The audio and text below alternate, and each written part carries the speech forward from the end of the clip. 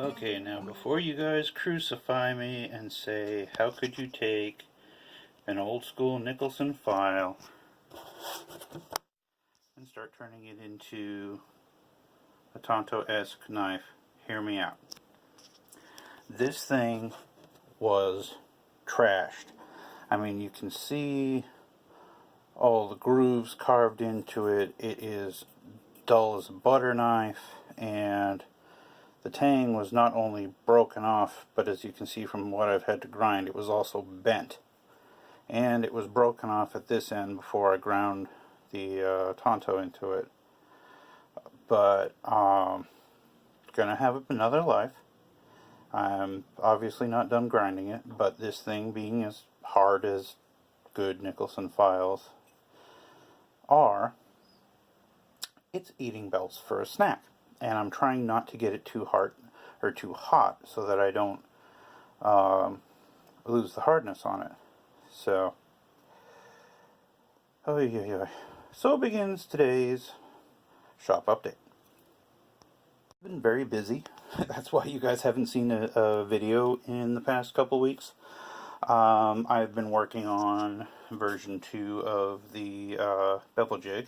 I took off this crappy stamped thin piece of steel and put on some actual angle iron that I ended up taking forever drilling all these holes in, but it works perfectly. Now it looks like the exact same bevel jig. Oh, shaky camera, shaky camera. It looks like the exact same bevel jig that you guys saw last time. I actually did cut a new base for it because this angle iron is a little bit longer than the stamped steel, so that I could put on bigger knives. Inherited some new tools from my grandfather's old workshop again, so I have this vintage Makita 7.2 volt drill. I have an old Craftsman mechanical screwdriver, or electric screwdriver, and a bunch of other things like tons of files, and I got his old toolbox, which I'm in the process of restoring. I don't know if he made this himself or if he bought it as a kit or what, but it is very cool, very simple. I mean, needs lots of work on the inside, but it's a good, solid piece. I just need to find a home for it in my tiny shop.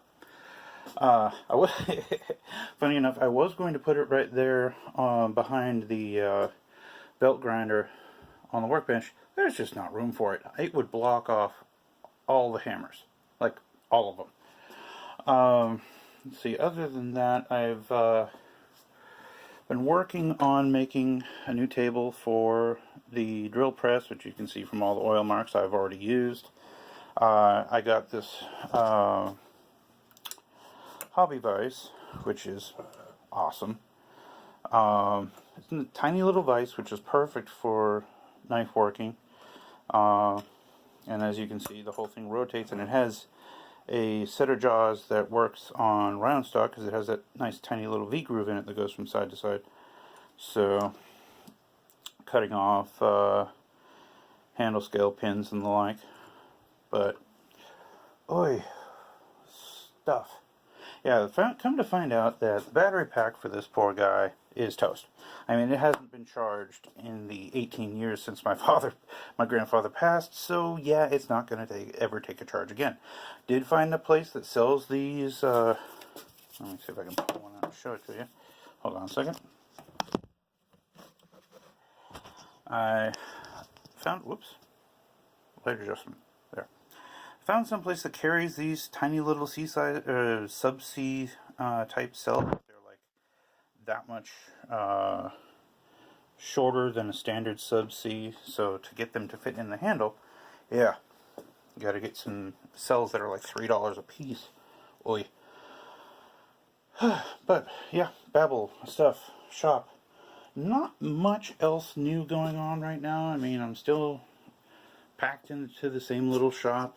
Weather's warming up, so I can actually keep the window open, let some air into this stuffy place, and yeah, still rocking and rolling along, still working on weird knives. Like, I finally cut out the blank for this weird come on brain function Karambit Tanto mix thing. It's a hybrid knife that I'm working on, and I made this little jig on the bandsaw so that I could clamp the knife to it and hold it at the proper angle to do the front edge, which is the same thing I use to do this file knife that I'm working on. And yeah, things are rolling right along. So I'll have another either knife making or build video probably by a week from Saturday, if not earlier. So go ahead and look for that. And as always, guys, more to come.